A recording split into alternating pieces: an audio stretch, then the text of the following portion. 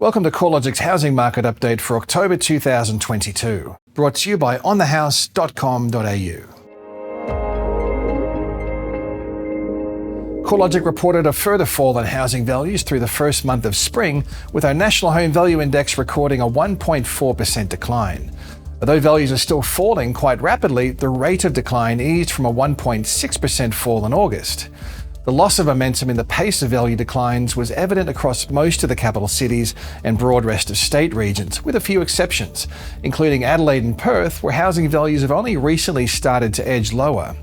Although the downwards trend in housing values has decelerated, it's probably too early to suggest the housing market has moved through the worst of the downturn. Possibly, we've seen the initial shock of a rapid rise in interest rates pass through the market, and most borrowers and prospective home buyers have priced in further rate hikes. However, if interest rates continue to rise as rapidly as they have since May, we could see the rate of decline in housing values once again accelerate. The reduction in the rate of decline occurred just as other indicators recorded improvements.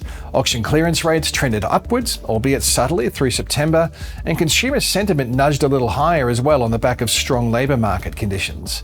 Unusually for this time of the year, we've also seen the flow of fresh listings continue to decrease during the first month of spring, helping to keep a lid on overall advertised supply levels. After rising 25.5% over the recent growth cycle, housing values across the combined capitals index are now 5.5% below their recent peak, or in dollar terms down approximately $46,100. The combined regionals index, which recorded stronger growth conditions through the upswing, rising by almost 42%, peaked in June with values down 3.6% through to the end of September. This equates to a dollar value fall of approximately $21,700 for the combined regional dwelling values. Most cities continue to see a substantial buffer between the current housing values and where they were at the onset of COVID in March of 2020. At the combined capital city level, housing values would need to fall a further 13.5% before wiping out the gains of the recent growth cycle, while Melbourne, which saw a softer upswing compared to the other regions, with values rising 17.3% from the trough to peak, would only need to see a 4.3% fall in values before returning to pre-COVID levels.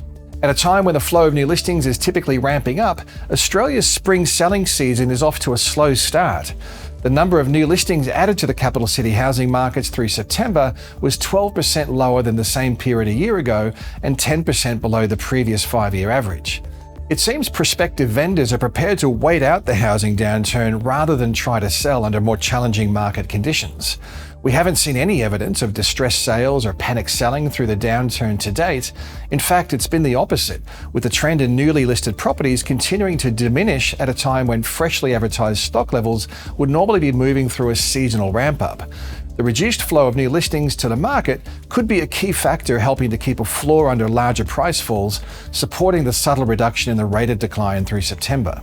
While the flow of freshly advertised housing stock has slowed, so too has buying activity. Capital city sales activity through the September quarter was estimated to be 12.2% lower than a year ago, but still about 6.5% above the previous 5-year average for this time of the year. Fewer buyers can be put down to a combination of factors, including a substantial reduction in borrowing capacity as interest rates have risen, low consumer sentiment, and a fear of paying too much as prices fall. CoreLogic's national rental index increased by 0.6% in September. That's the lowest monthly rise in rent since December 2021. At the national level, rental growth moved through a peak back in May of 2022 with a 1% rise. Since that time, the monthly pace of rental growth has been easing. This trend in rent is evident across most of the regions, but has been clearest across regional Australia, where monthly rental increases have reduced from a peak of 1.4% in January of 2021 to just 0.3% in September of 2022. A gradual slowdown in rental growth in the face of such low vacancy rates could be an early sign that renters are reaching an affordability ceiling. Since the onset of COVID, capital city rents have risen by 16.5% and regional rents are up 25.1%. It's likely renters will be progressively seeking rental options across the medium to high density sector where rents are cheaper, or maximising the number of people in the tenancy in an effort to spread higher rental costs across a larger household. Now let's take a look at housing conditions across each of the capital cities. Sydney housing values dropped a further 1.8% in September, which was an improvement on the 2.3% reduction recorded in August. Since peaking in January, housing values are down 9%, equating to approximately $104,000.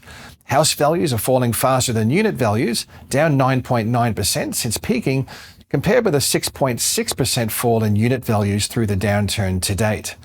The weaker performance for houses follows a substantially larger rise through the upswing, where house values surged by 34%, compared with a 15% rise in unit values.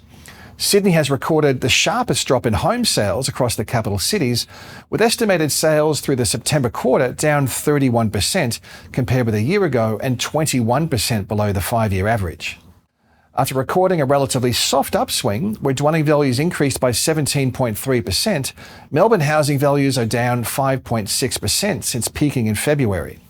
The market was down 1.1% in September, which was a slight improvement from the 1.2% decline in August and a 1.5% drop in values through July. Through the recent growth cycles, Melbourne house values increased by 21% compared with a 10.5% rise in unit values. This stronger performance for house values through the upswing has moved into reverse now, with house values down 6.7% since peaking, while unit values are down by 3.5%. Home sales through the September quarter were estimated to be 2.9% lower relative to last year, when Melbourne was navigating its 6th lockdown. However, sales activity over the quarter was still about 4.8% above the previous 5-year average, demonstrating that home buyers are still active despite higher interest rates and weaker market conditions. After recording one of the most significant upswings across the capitals, Brisbane housing values have moved into a decline phase, with values falling 4.3% since peaking in May. Despite the sharp adjustment from growth to decline, the monthly rate of change actually eased a little bit last month, from 1.8% in August to 1.7% in September. Brisbane's unit sector is holding up much better, with housing values only 0.3% below their recent peak, while house values are down 5.2%. Home sales are also trending lower, with estimates for the September quarter indicating a 19% drop in sales relative to the same period a year ago. Rents are still rising rapidly, but the rate of rental growth has also eased over recent months, from a monthly change of 1.5% in July to 1% in September. Despite a slowdown in rental growth, rental yields continue to rise due to lower housing values against higher rental rates. Adelaide home values trended lower for a second month after peaking in July. The rate of decline remains mild, however, with values down just 0.2% in September following a 0.1% decline in August.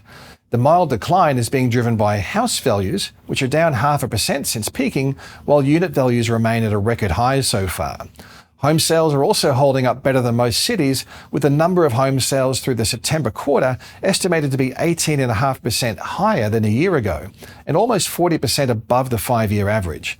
Lower housing values relative to most of the larger capital cities is probably one of the factors supporting demand, along with a persistently low level of available supply, where total listings remain 41% below the 5-year average. Perth's housing market notched up a second consecutive month of falling home values. However, the rate of decline remains mild relative to the larger cities.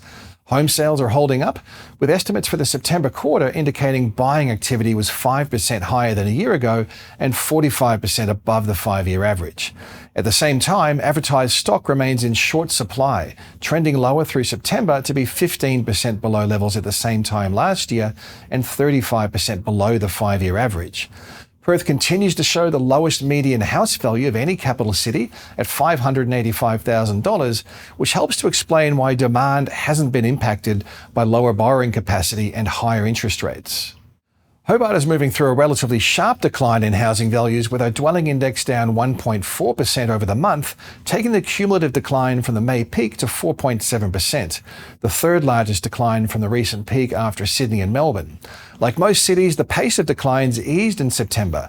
Values were down 1.4% compared with a 1.7% drop in August and a 1.5% decline in July.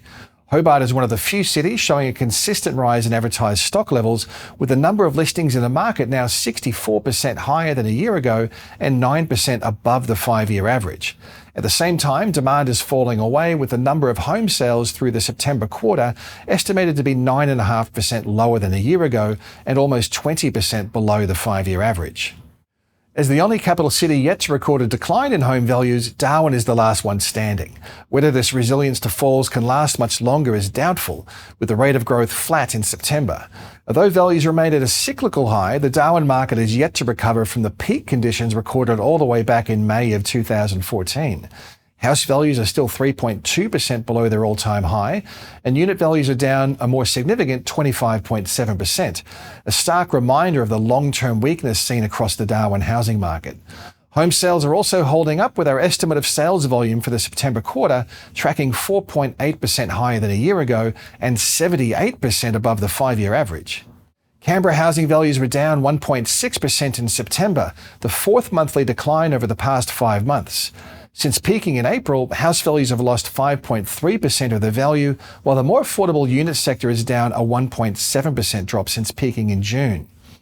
The volume of home sales has also trended lower, estimated to be 9.2% lower through the September quarter compared with the same period a year ago. Canberra is one of the few capital cities where advertised supply levels are rising, with the flow of new listings 11% higher relative to the 5-year average.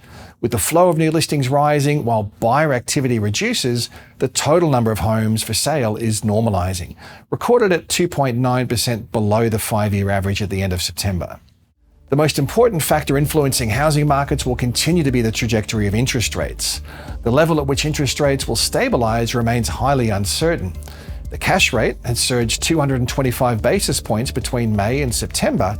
Interest rates haven't risen at this fast a pace since 1994, when households were arguably less sensitive to a sharp rise in the cost of debt due to lower overall debt levels.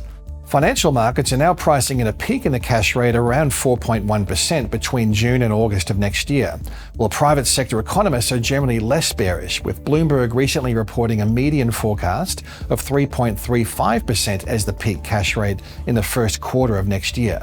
The good news is that inflation may be moving through a peak. With the recent release of a monthly CPI indicator, it looks like headline inflationary pressures may have eased a little through the September quarter, with the ABS reporting a reduction in the annual inflation rate from 7% over the year ending July to 6.8% over the year ending August. If inflation is slowing, we could see the RBA start to ease back on the aggressive rate hiking cycle that commenced in May. Once interest rates stabilise, housing prices are likely to find a floor.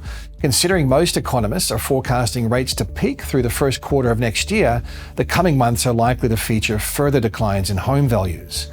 Strong labour market conditions should help to contain any material rise in mortgage distress.